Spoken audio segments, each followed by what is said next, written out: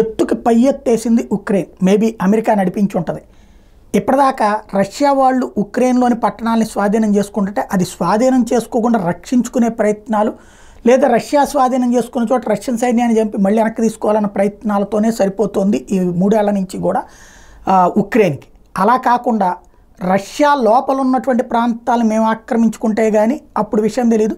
అప్పుడు రష్యా తన మీద తాను దాడి చేసుకోవాల్సిన పరిస్థితి వస్తుంది, తనను తాను కాపాడుకోవాల్సిన పరిస్థితి ఉక్రెయిన్ ఎప్పటి నుంచో చెప్పేది. ఇంతకాలం సాధ్యంగా బైడెన్ ప్రభుత్వం అడ్డుకుంటూ వచ్చింది. ఇప్పుడు కమలా హ్యారిస్ ముందుకొచ్చాక ముందుకెళ్ళినట్టుంది.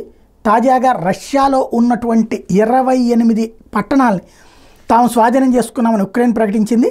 కుర్స్క్ ప్రాంత సరిహద్దు గుండా రష్యాలోని 12 కిలోమీటర్ల మేర చొచ్చుకెళ్ళి అక్కడ సుమారు 40 కిలోమీటర్ల ప్రాంతాన్ని తమ ఆధీనంలో తీసుకుంది. దీంతో ఆ ప్రాంతం నుంచి 180,000 మంది ఇళ్ళు ఆస్తులను వదిలి తరలిపోతున్నారు.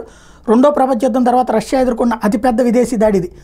రష్యాలోని 1000 చదరపు కిలోమీటర్ల భూభాగాన్ని తమ ఆధీనంలో తీసుకున్నామని ఈ సందర్భంగా ఉక్రెయిన్ ప్రకటించింది. సరిహద్దు ప్రాంతాల అధికారులు, సైనిక ఉన్నతాధికారులతో రష్యా అధ్యక్షుడు పుతిన్ సోమవారం వర్చువల్ సమావేశం నిర్వహించాల్సి వచ్చింది.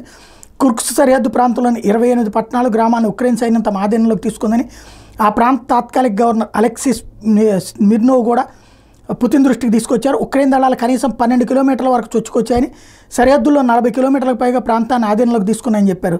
దీంతో అక్కడ ప్రజలకు సాయం చేయడం మీద దృష్టి కేంద్రీకరించాలని గవర్నర్కి పుతిన్ నిర్దేశించారు. రెండో ప్రపంచ యుద్ధం తర్వాత విదేశీ సైన్యం రష్యా భూభాగాన్ని ఆక్రమించడం ఇదే తొలిసారి. ఇప్పుడు రష్యా ముందు తన భూభాగాన్ని కాపాడుకోవాల్సి ఉంది, అవతల వాళ్ళది ఆక్రమించుకోవడం కంటే. ఆ విధమైన పరిస్థితి సృష్టించడంలో సక్సెస్ అయింది ఉక్రెయిన్.